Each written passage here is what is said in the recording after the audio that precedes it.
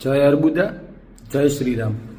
મિત્રો, આપણે જે ઓજણા યુવા શક્તિના સંગઠનને વધુ મજબૂત બનાવવાની આગળ પણ ચર્ચા થઈ છે। એના માટે અમે લગાતાર પ્રયાસો કરી રહ્યા છીએ। 2 જગ્યાએ મિટિંગો પણ કરી છે અને અત્યાર સુધી જબરજસ્ત પ્રતિસાદ મળી રહ્યો છે। દોડગામ ખાતે અને નારોલી ખાતે 2 મિટિંગો કરી છે। આગળ પણ દરેક 2-3 ગામ દીઠ મિટિંગ કરવાનું અમારું આયોજન છે। તો જ્યારે પણ તમારા ગામમાં આવીએ ત્યારે જબરજસ્ત સમર્થન આપી અને આપણું જે સંગઠન છે એને એકદમ વધુ મજબૂત કરવાનું છે। કેમ કે જો આવનારા સમયમાં આપણે અન્યાય સામે લડવું છે તો સંગઠનની સૌથી પહેલાં જરૂર પડવાની છે।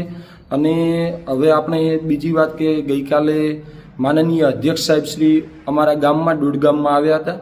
અમે ઘણા બધા યુવાનો હતા, એમની સાથે ચર્ચા થઈ।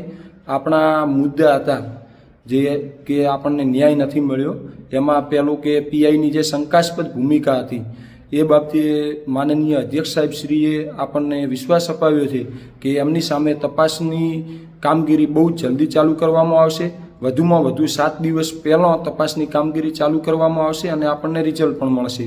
બીજો મુદ્દો આપણો એવો હતો કે આપણને ખોટા કેસ જે આપણા ભાઈઓ ઉપર કર્યા છે, નિર્દોષ લોકો ઉપર જે ખોટા કેસ કર્યા છે, તો એમાં આમ તો જોવા જઈએ તો કોર્ટની મેટર છે, પરંતુ જે થતું હોય તો હાઈકોર્ટમાં મને વધારે પડતો આઈડિયા નથી એમાં, પણ હાઈકોર્ટમાં ક્રોસ કરીને દરેક આરોપી સહમત થતો હોય તો એમ કરીને ફરિયાદને નબળી પાડવાનો પ્રયાસ, જે એફઆઈઆર હોય એને નબળી કરવાનો પ્રયાસ થતો હોય છે અને એના માટે દરેક આરોપીઓની સાઇન કે એવું કંઈક જરૂર હોય છે, એ કામકાજ ચાલુ થયું છે।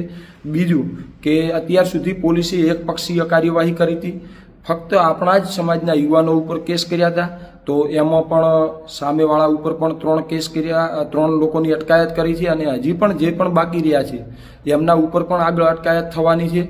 અને આપણને સાહેબે વિશ્વાસ અપાવ્યો છે કે દરેક કામમાં અમે સાથે રહી અને મદદ કરીશું।